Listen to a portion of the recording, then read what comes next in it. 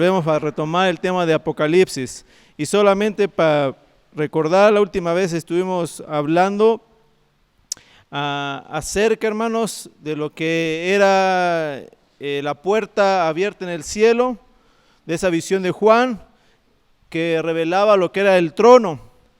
Y dice que había ahí en el trono sentado uno semejante a piedra de jaspe y de cornalina, ¿verdad? Y estuvimos hablando de esas piedras que son preciosas.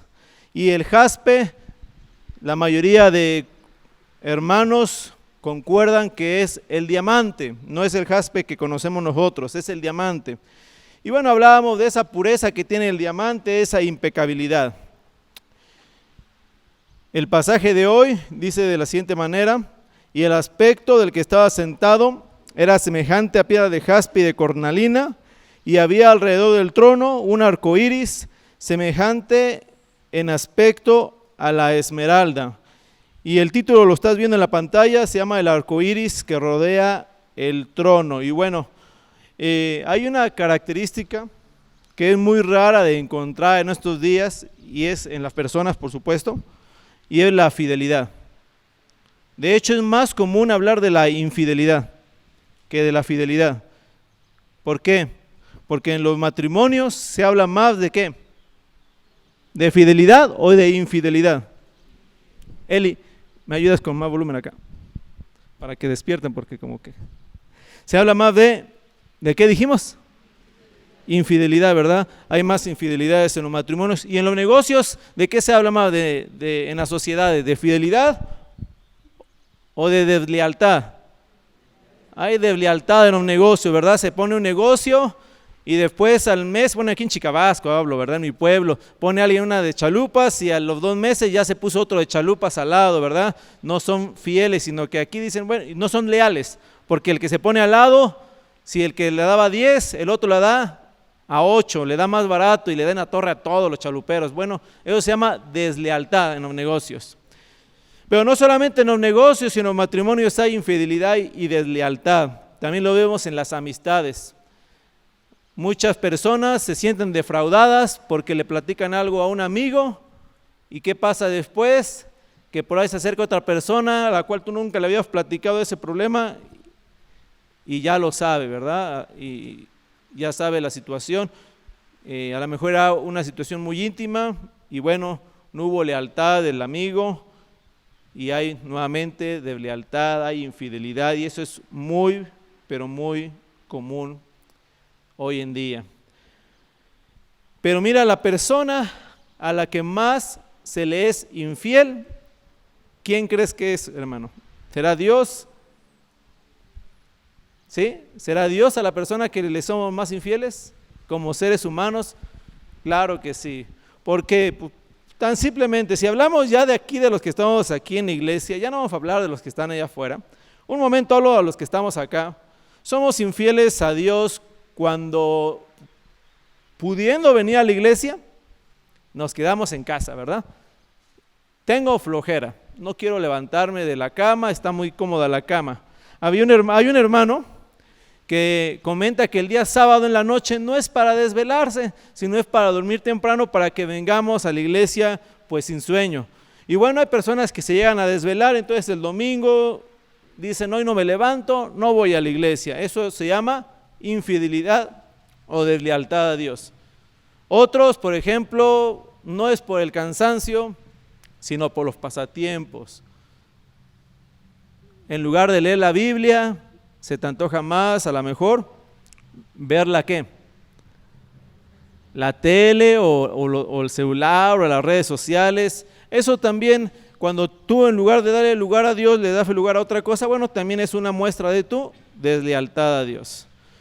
Pero no solamente se ve ahí, también somos cada día atacados. Hace 8 días hablaba el hermano Joshua de guerra espiritual, y cada día somos atacados por diferentes tentaciones.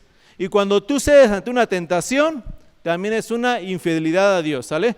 Porque vienen tentaciones de todo tipo, tentaciones de los ojos, tentaciones de la lengua, tentaciones de tal vez tomar lo que no te pertenece. Podemos decir entonces que cada que tú pecas, cada que yo peco, traicionamos de una manera a Dios. Y esa es la realidad. La realidad es que no amamos a Dios como lo deberíamos de amar. No obedecemos a Dios como Él pide que se le obedezca, porque ¿quién de nosotros ama a Dios con el amor que le tendríamos que dar? ¿Habrá alguien que diga, yo amo a Dios como Él se merece? Yo creo que no. O alguien que diga, yo obedezco a Dios como Él manda en la palabra de Dios que se le obedezca. Yo creo que tampoco nadie levanta la mano. O alguno de ustedes, incluyendo al predicador, podría decir que servimos a Dios como Dios lo manda o con el corazón que lo debemos de hacer. Me doy cuenta en mi propia vida que no es así, porque muchas veces no hacemos las cosas que deberíamos de estar haciendo. Entonces la pregunta que va a resonar en esta tarde, creo que todavía es tarde, es ¿cómo es posible que Dios siga sosteniendo al mundo si tanto la iglesia y toda la humanidad le ha fallado? ¿Por qué si somos tan infieles Dios no nos ha destruido? ¿Por qué nosotros los que estamos aquí sentados, los que hemos creído en Jesucristo, por qué tenemos la esperanza de ser salvos de la ira de Dios si nuestra vida no es perfecta? Y la respuesta es por la fidelidad de Dios. Porque Dios es fiel, es que nosotros podemos, como personas, anhelar, o más que anhelar, esperar el estar con Jesucristo en el cielo. Y ese arco iris que rodea el trono, que tiene un aspecto a la esmeralda, nos va a hablar de la fidelidad de Dios. Pero para ayudarte a comprender un poquito lo que es esa visión en Apocalipsis 4 y también en Apocalipsis 5, hay un gráfico que le voy a presentar, no lo hice yo, lo hizo el hermano William Hendrickson, solamente yo lo he, la ventaja de saber diseñar, ¿verdad? Lo he pasado a ilustrador y lo he diseñado y todo nuevamente para que podamos verlo, porque estaba blanco y negro y solamente es un pequeño gráfico muy simple, pero este gráfico que está viendo en pantalla tiene varios círculos, empezando del centro hacia afuera. Es como Apocalipsis va hablando casi del centro hacia afuera, y cada uno de los círculos tiene un símbolo. Ahorita nos vamos a encontrar en la parte central de los círculos, me voy a acercar un poquito para que lo puedan notar. Nos encontramos en esta parte, y en esta parte están los primeros círculos y se encuentran unos cuadrados. Esos rectángulos representan lo que es el trono de Dios, y obviamente tienen la forma de una especie de escalera, la cual asciende. Cuando llegamos al centro encontramos la letra P, que significa Padre. El Padre está sentado en el trono, tal como lo dice Apocalipsis 4:2. Y al instante yo estaba en el Espíritu, y aquí un trono establecido en el cielo, y en el trono uno sentado. Tenemos un circulito, bueno, estas son las escaleras, déjame dar otro clic, perdón. Tenemos un circulito, el que está señalando, ese circulito que lo puse yo en color gris más o menos, ese simboliza lo que es el diamante blanco resplandeciente, que es la piedra de jaspe. Ahí la encontramos, ¿verdad? Ese es el primer círculo que contamos cerca del Padre. ¿Qué simboliza esto? Bueno, esto simboliza, acuérdense, la belleza, la santidad, la impecabilidad de Dios. Seguimos un poquito para afuera, encontramos el círculo número 2, y eso representa lo que es la cornalina. Ahorita te voy a enseñar lo que es la cornalina, permíteme un momento más. Vamos más para afuera, encontramos lo que es el círculo número 3, que es el que vamos a ver el día de hoy, y es el arco iris, semejante en aspecto a la esmeralda, y ahí lo puse más o menos señalado con una flechita por la parte de abajo, y lo puse con los 7 colores que lleva el arco iris. Ahí lo traté de poner, ¿verdad? Lo que es el arco iris. Y bueno, este arco iris que dice Apocalipsis, se dice que es como la esmeralda. Y mira, si no conoce la esmeralda, esta es la esmeralda.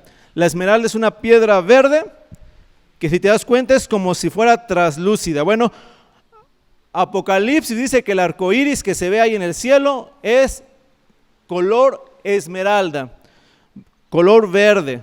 Ahora, le voy a ser sincero, hermanos, yo vi más o menos unos 5 o 6 comentarios bíblicos para ver si alguien me hablaba del arco iris. y en el sentido del color verde, algún comentarista, y no lo tocan en mención más que uno. Y ese uno que habla de color verde, él dice que el verde puede significar lo que es el campo verde. Y él daba una ilustración que cuando tú te sientes agobiado del trabajo, y si tú sales con ese estrés de trabajar y tú vas a un parque verdecito, a un bosque, a la hora que tú vas caminando, te vas a sentir más relajado porque el verde trae paz. Bueno, la verdad es que es lo que comenta el hermano. La Biblia no dice por qué el arco iris es esmeralda, color verde, pero ciertamente la fidelidad de Dios sí trae paz a nuestra vida. La fidelidad de Dios sí debe de producir ese reposo, y mucho más que si camináramos en un parque verde, y ahorita no hay parques verdes, por lo general todos estamos aquí en sequía extrema en México, en otros lugares no lo hay, pero aquí estamos en sequía extrema, pero bueno, ese verde puede representar esto. Y repito, es solamente una postura de un hermano o un comentario, no quiere decir que así sea. Entonces seguimos adelante. El arco iris en sí mismo es un símbolo de pacto, de fidelidad, de misericordia y de gracia. Y tú te preguntas, hermano, ¿usted cómo llega a la conclusión de que el arco iris es un pacto de fidelidad, de misericordia y gracia? Bueno, recuerden que la Biblia se interpreta con la misma Biblia, hermanos. Y para entender lo que simboliza el arco iris, va a ser necesario ir al Antiguo Testamento y más específicamente a lo que es Génesis 9:13, donde nos va a hablar del arco iris por primera vez. Y de hecho nos habla del arco iris por primera vez porque es donde Dios va a crear el arco iris. Porque el arco iris, al igual que todo en el mundo, fue creado por Dios. Pero el arco iris fue creado como una firma, como un sello de un pacto que hace Dios con el hombre. Y dice de la siguiente manera, Génesis 9, del 13 al 17, está un poco chico, a lo mejor no lo lees, no lo alcanzas a leer, los que están hasta atrás, pero te lo voy a leer. Dice Dios: pongo mi arco en las nubes y será por señal de mi pacto en la tierra. Versículo 14, y acontecerá que cuando haga venir nubes sobre la tierra, se verá el arco en las nubes. Y me acordaré de mi pacto con ustedes y con todos los seres vivientes de toda carne. Nunca más convertirán las aguas en diluvio para destruir toda carne. Cuando el arco esté en las nubes, lo miraré para acordarme del pacto eterno entre Dios y todo ser viviente de toda carne que está sobre la tierra. Y dijo Dios a Noé: esta es la señal del pacto que yo he establecido con toda carne que está sobre la tierra. Entonces, ¿qué nos enseña esta historia? Bueno, que el arco iris va a ser puesto después de un diluvio que destruyó en aquel tiempo toda la tierra. Este diluvio se llevó a cabo más o menos hace 4,000 años posiblemente. Y antes del diluvio no llovía. Para los que no sabían el dato, a lo mejor la mayoría lo sabemos, pero la Biblia dice que antes del diluvio, cuando Dios crea a la tierra, no existía la lluvia. Se dice que las aguas estaban también en la parte superior, en lo que es la atmósfera. Entonces, todos los rayos ultravioletas chocaban en esas aguas que estaban en la parte superior, y cuando bajaba con muy poca radiación. Entonces el lugar era como una especie de invernadero, y la Biblia dice claramente que subía un vapor que regaba lo que es la naturaleza, las plantas. Pero también la Biblia nos dice que el hombre empezó a darle la espalda a Dios, que había sido su creador. Y la maldad del hombre fue tanta que Dios decidió destruir a todo ser viviente de sobre la faz de la tierra, no solamente a los hombres, sino a todo animal, obviamente los peces no, pero a todo animal que caminara, todo insecto que estuviera en la tierra. Dios lo quiso destruir con agua.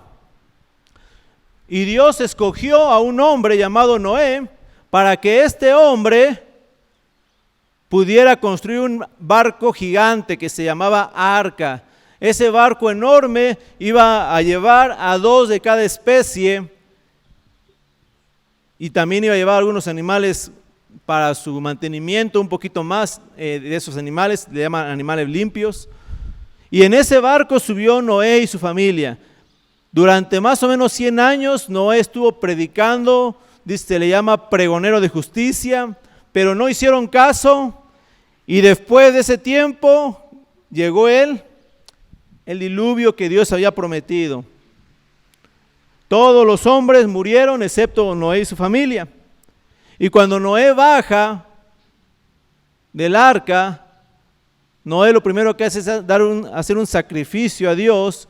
Agarra un cordero, lo degolla, lo quema en una pila de piedra. Eso era agradable a Dios, eso es lo que Dios había instituido en aquel tiempo.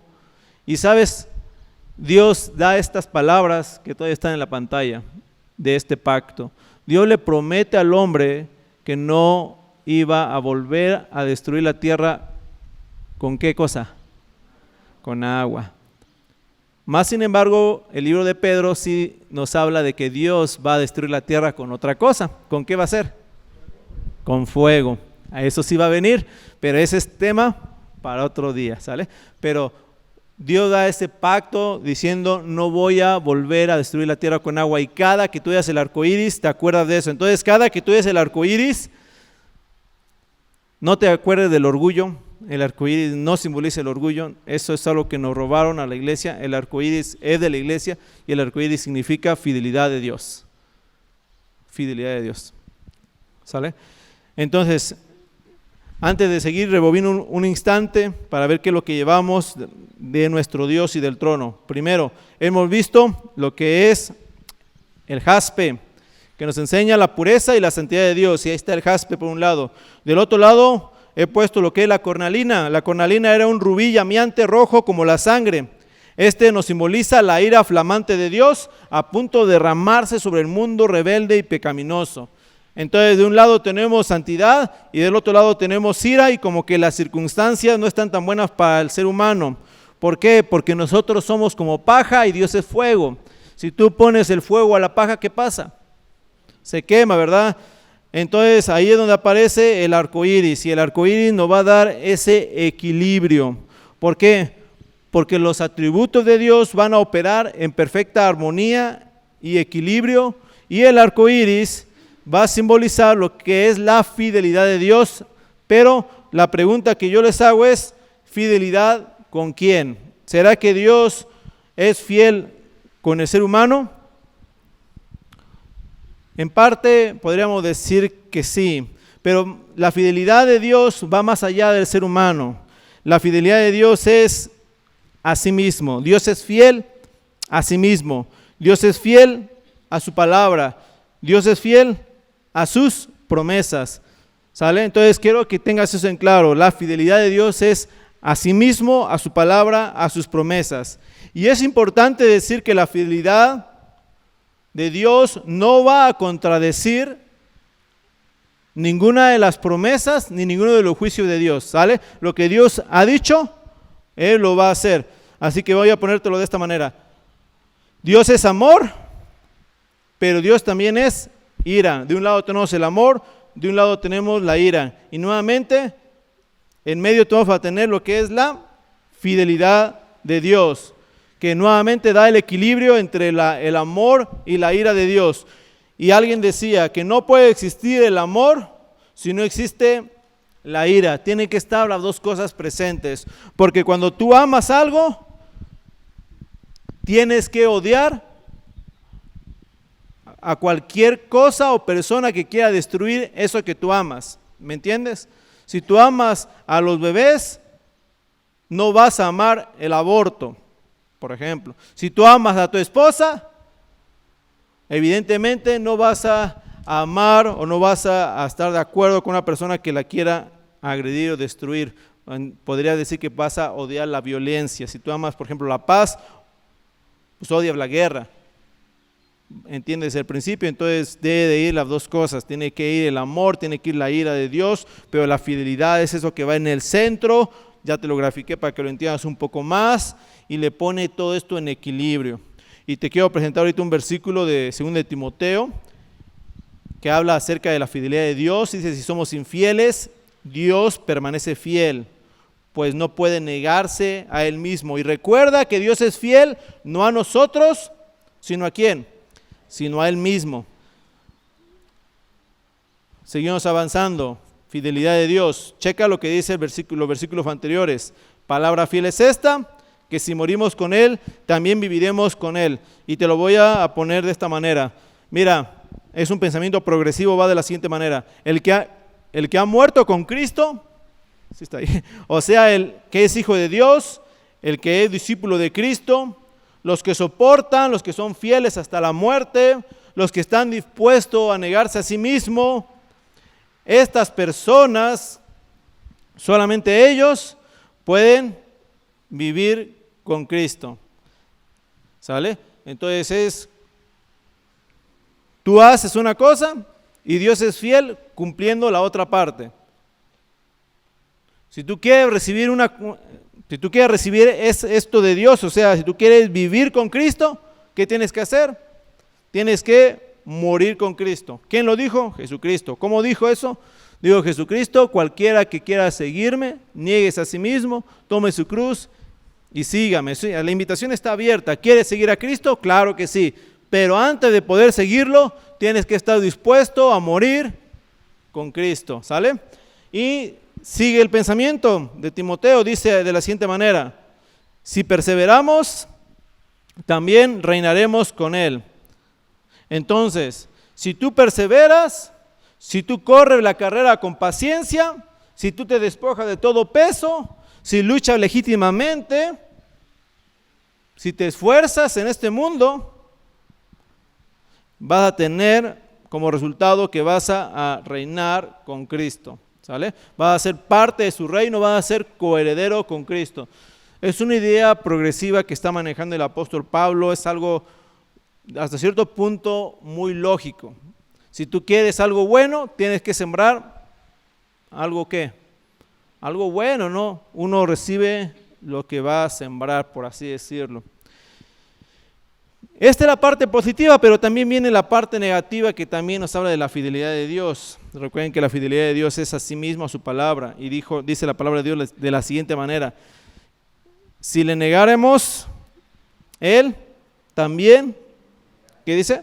Nos negará. Ok, entonces, negar a Cristo, ¿cómo se niega a Cristo? Bueno, con la deslealtad, cuando uno le da la espalda, cuando uno aún en medio de la persecución le puede negar abiertamente con su boca, puede decir yo no le conozco.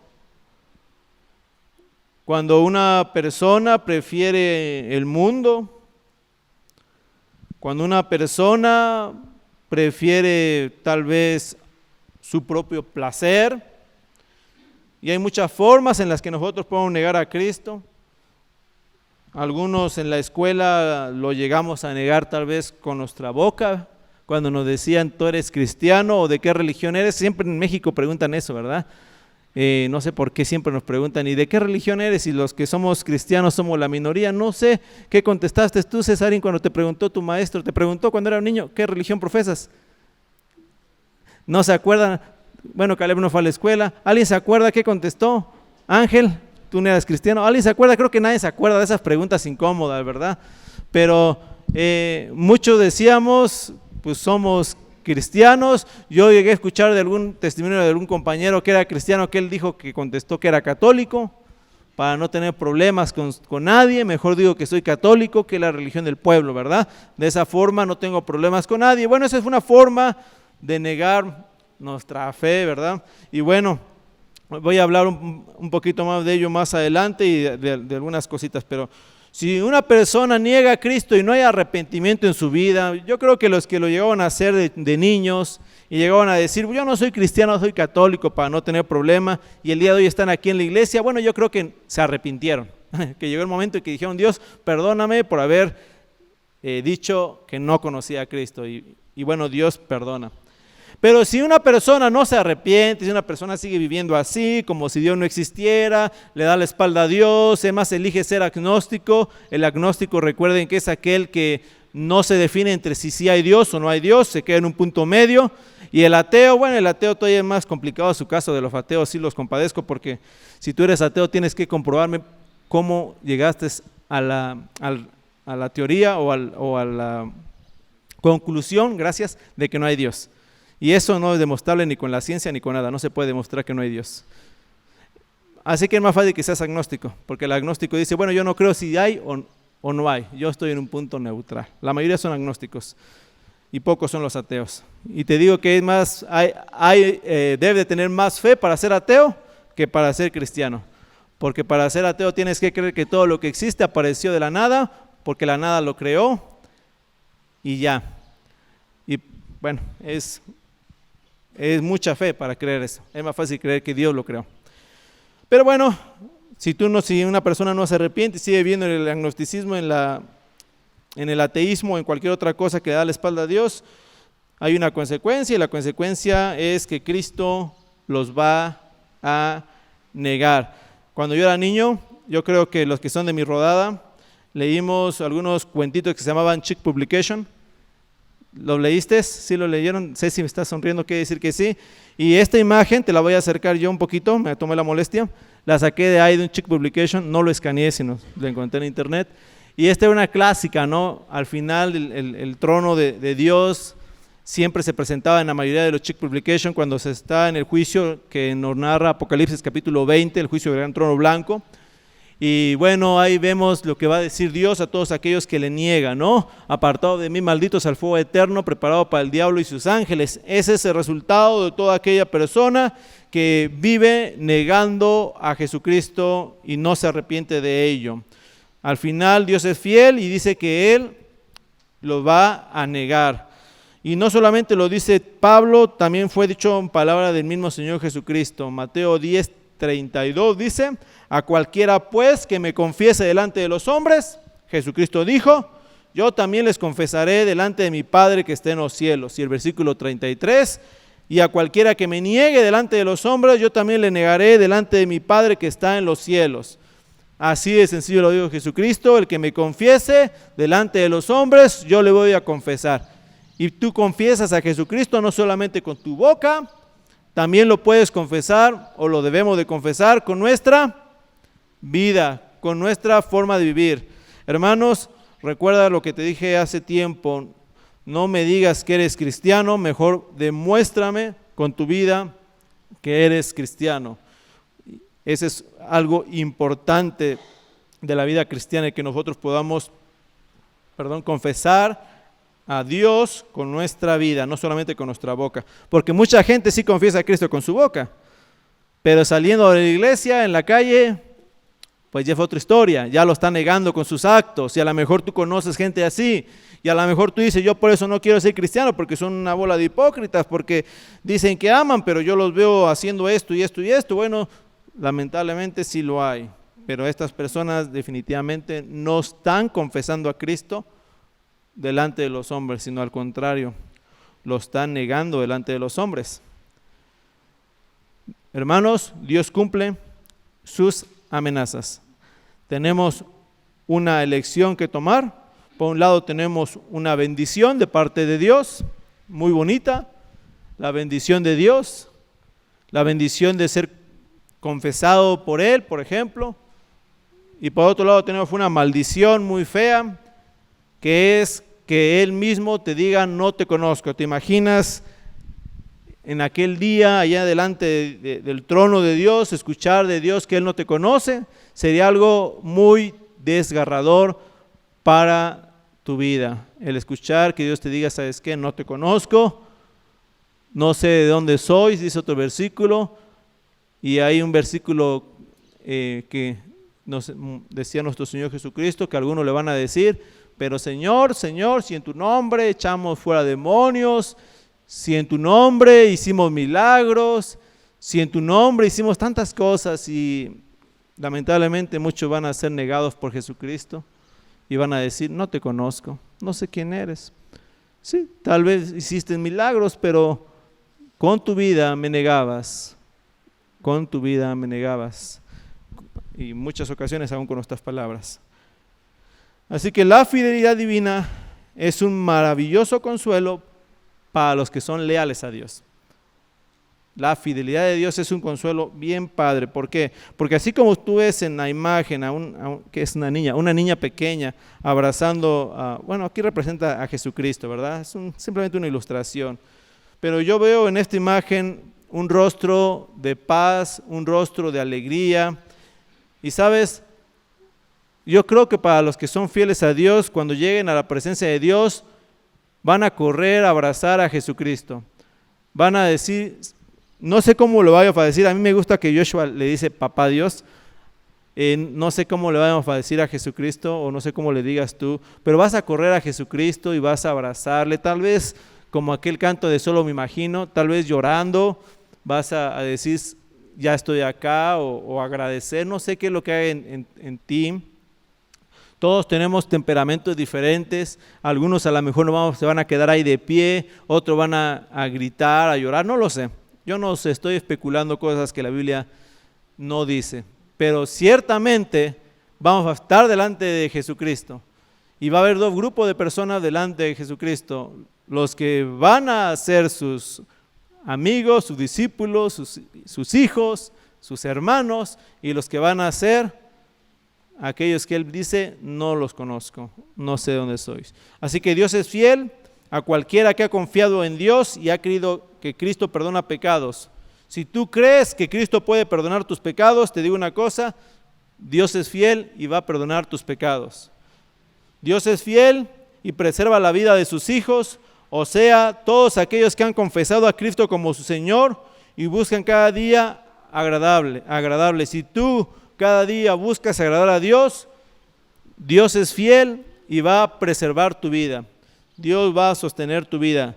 Dios es fiel en perdonar a todo aquel que confiesa su pecado y se aparta. Si tú confiesas hoy tu pecado y te apartas de tu pecado, dice que Él lo va a perdonar.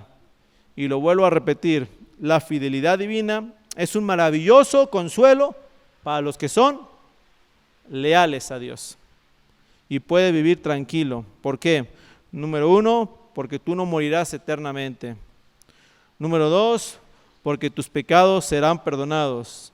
3, porque morarás junto con Cristo. Y la cuarta cosa, porque Dios no olvida tu trabajo y tu esfuerzo. Y aquí muchos se han esforzado y se siguen esforzando para la obra de Dios. Y te digo una cosa, hermano, hermana, que te esfuerzas. En la mañana nos hablaba nuestro hermano César de esforzarnos, de hacer más para nuestro Señor Jesucristo. Y te digo una cosa, hermano César, Dios no olvida tu trabajo y tu esfuerzo, lo tiene bien presente, y Dios es fiel. Y no va a decir, bueno, César hizo, pero yo ya lo olvidé, no me importa, no. Lo mismo, si tú has hecho algo para el Señor, Dios no olvida, Dios lo tiene presente, porque Dios lo ha dicho así, que Él no olvida el trabajo.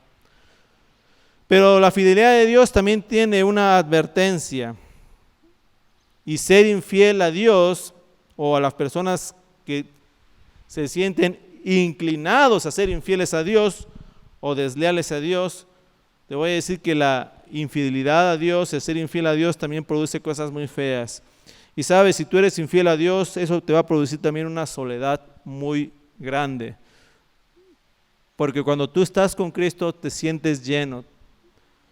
Pero me decía mi hermano Joshua, nuevamente, lo que hablamos las personas hay veces de las cosas que todavía la Biblia no ha mostrado, o no la Biblia, sino que todavía no se muestran a futuro. Una de las cosas es el infierno.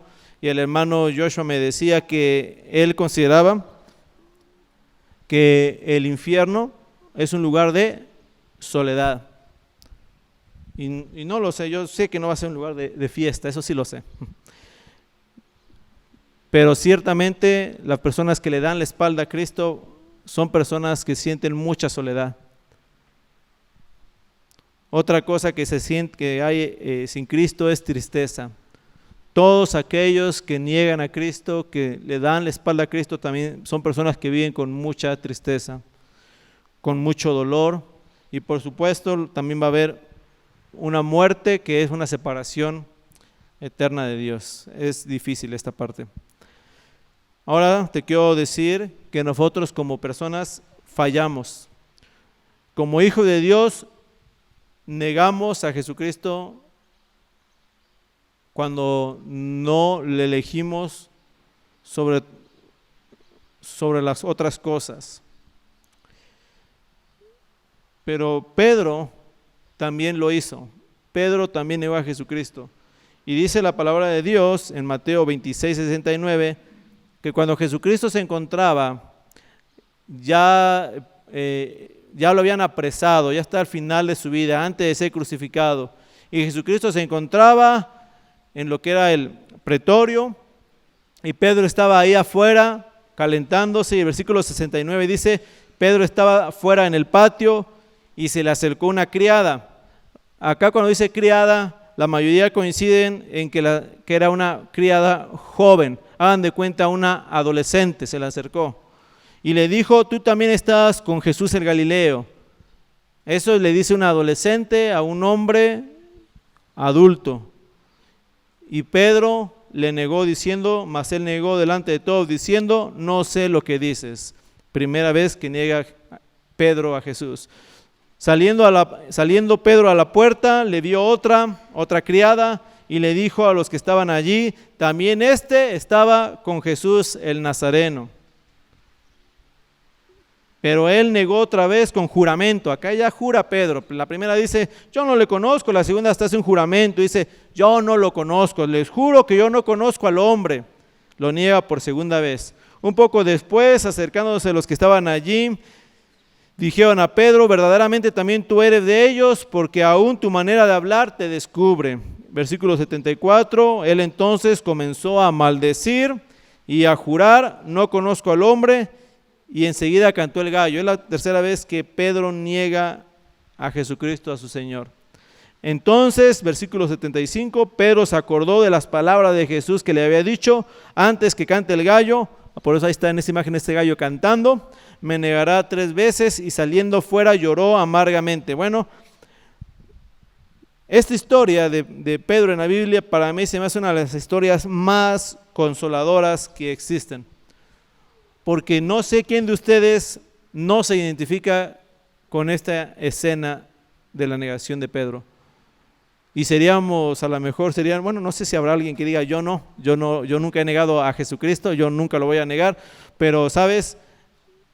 Creo que de una u otra manera, en ocasiones, y no como alguna práctica, pero sí pudiera llegar a pasar que en tu vida llegues a negar a Jesucristo. Tal vez cuando vas en el tráfico, se te cerró un carro, bajaste la ventanilla y empezaste a insultar a la persona. ¿Qué, no tienes ojos? ¿No te sirve tu cabeza? ¿No piensas? ¿No razonas? Con esas palabras negaste a Jesucristo.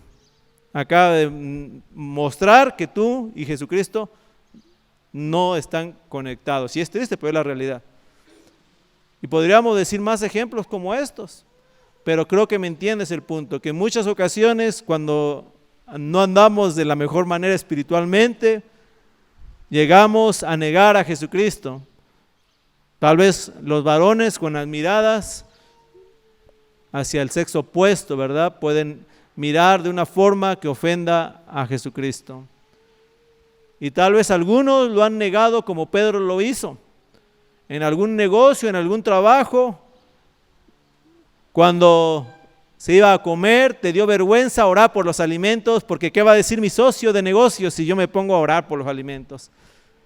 Tal vez me va a criticar y te dio vergüenza, así que tú viste que todos empezaron a comer y tú dijiste, yo también como y no hago ni siquiera mención de que hay que dar gracias a Dios por los alimentos. Y son ejemplos de cómo muchas veces yo me he identificado, hermanos, y hablo de mí, no de ti. ¿Cómo podemos negar a Jesucristo? ¿Cómo podemos negar a Jesucristo? Pero es hermoso saber que si nos arrepentimos, como lo hizo Pedro, Dios es fiel y nos va a perdonar. Pero también hay alguien más. Hay alguien que negó también a Jesucristo. ¿Quién fue? Ahí te lo puse en la imagen. Judas, ¿verdad? También lo negó. Ok, pero Judas no se arrepintió. Judas no se arrepintió y mi exhortación para ti en esta hora es que si tú niegas a Jesucristo en algún momento en tu vida, en tu día a día, pídele perdón a Él. Sinceramente, ¿sabes qué, Señor? Perdóname, porque no tuve que haber reaccionado así. Perdóname, Señor, porque yo sabía que en ese momento yo tenía que haber testificado de que yo era cristiano. Porque cuántas veces te encuentras con un amigo y tú sientes por dentro que le tienes que hablar de Cristo. ¿Has sentido eso alguna vez? ¿Has sentido ese deseo que tienes que decirle que Cristo es tu Señor? Y se pierde la oportunidad y no hablaste. Se fue tu amigo y no le dijiste nada. Se fue tu patrón y no le dijiste nada. Se fue tu compañero y no le dijiste nada de Jesucristo. Y te sientes mal, te sientes miserable. ¿Cuántos hemos llorado amargamente como Pedro al darnos cuenta de ello? Tal vez algunos de aquí lo hemos hecho, ¿verdad? El decir, ¿por qué no me atreví a decirle a este amigo acerca de que yo soy cristiano? Acerca de que Cristo es mi Señor, etcétera. Entonces recuerda la actitud de Judas y la actitud de Pedro y elige la de Pedro. Judas, él antes de pedir perdón, mejor eligió ¿qué cosa? Quitarse la vida. Él dijo, mejor me quito la vida. Se compadeció de sí mismo, no sé cuáles fueron todas sus reacciones, pero Pedro no se arrepintió. Ahora, solamente te quiero dar, para ya ir cerrando, una promesa que está en Santiago. Porque yo sé que cada día vienen tentaciones, cada día vienen pruebas a tu vida y Dios nos manda a soportarlas. Pero sabes, el libro de Santiago nos da una palabra que yo siento que no la merecemos, hermanos. Porque nuestra responsabilidad debería de ser soportar la tentación. Esa debería ser nuestra responsabilidad. Pero Santiago nos va a dar o Dios a través del libro de Santiago dice que nos va a dar una recompensa por soportar la tentación. O sea, hablamos de un matrimonio y hablamos de la fidelidad. La fidelidad es algo que se debe uno al otro, ¿me entiendes? El esposo le tiene que ser fiel a la esposa porque es su esposa y a viceversa. Nosotros tendríamos que serle fiel a Dios porque Él nos salvó, porque Él nos dio la vida, porque Él es nuestro creador, porque Él es nuestro Padre, porque Él es nuestro Señor, etc. Pero no conforme con eso, Santiago nos dice que doblemente feliz el varón que soporta la tentación, porque cuando haya resistido la prueba, recibirá la corona de vida que Dios ha prometido a los que le aman. Y esta promesa, digo, Señor, no la merecemos. O sea, nuestra responsabilidad es soportar la tentación, pero Dios dice, si tú lo haces, yo te voy a dar una corona. Y dice, la corona de vida. Y no sé cómo funciona todo ello de las coronas, porque para mí se me hace que es algo que Dios va a darnos como una sorpresa ya arriba en el cielo, lo que son las recompensas. Pero sí sé una cosa, que si Dios dice que va a dar una corona de vida, ¿qué va a hacer Dios? Te va a cumplir, ¿verdad? Así que toma nota. Dios es fiel a su palabra y cumple sus promesas, tanto de bendecir como de maldecir. Dios es fiel a su palabra y cumple sus promesas tanto de bendecir como de maldecir. Y cuando yo veo ese arcoíris, o cuando la Biblia nos habla de ese arcoíris allá en el trono, nos habla de eso, de que Dios va a cumplir sus promesas. Y que Dios va a bendecir a todos aquellos que son sus hijos, a todos los que han confiado en Él, a todos los que le han amado, a todas aquellas personas Dios los va a bendecir grandemente en los cielos. Pero también Dios va a maldecir grandemente a todos aquellos que le han dado la espalda, a todos que lo han negado, a todos aquellos que dicen Dios no existe. Entonces la pregunta final que te propongo es, ¿tú eres fiel a Dios? Espero que podamos serle fiel a Dios, hermanos. Si tú no eres 100% fiel a Dios, yo creo que nadie es 100% fiel a Dios, busca cada día el ser un poco mejor, El decir, Señor, quiero ser más fiel a ti, quiero ser mejor obrero, quiero ser mejor hijo, quiero ser mejor hermano. Quiero que mi vida muestre que yo te conozco. Y si alguien acá pues nunca había considerado en su vida ello, hoy es un buen día. Hoy es un buen día para que tú vengas y te acerques a Jesucristo y le entregues tu vida.